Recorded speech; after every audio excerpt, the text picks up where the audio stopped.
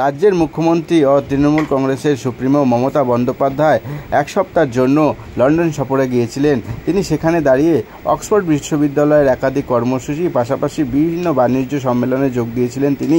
পাশাপাশি সেই সময় একটি কলেজে বক্তব্য রাখার সময় সিপিআইএমের বেশ কিছু সদস্যরা তাকে একাধিক প্রশ্ন জিজ্ঞেস করেন পশ্চিমবাংলা এবং বর্তমান সরকারের বর্তমান অবস্থা নিয়ে।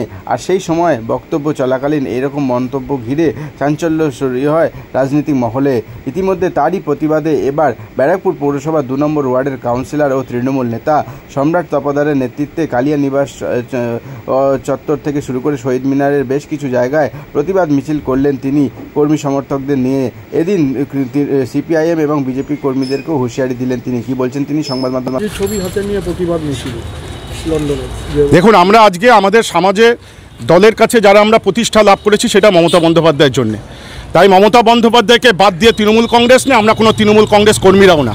যেভাবে মমতা বন্দ্যোপাধ্যায়ের কণ্ঠকে রোধ করার চেষ্টা হয়েছে লন্ডনে, আমরা খুব পরিষ্কারভাবে বলে দিতে চাই, আমাদের ভদ্রতা সভ্যতাটাকে যেন দুর্বলতা না মনে করে।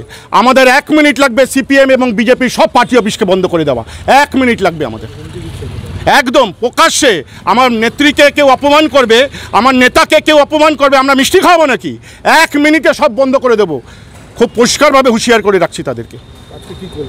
আজকে আমরা বিক্ষোভ মিছিল করলাম এবং মানুষের স্বতঃস্ফূর্ততা আপনারা দেখলেন।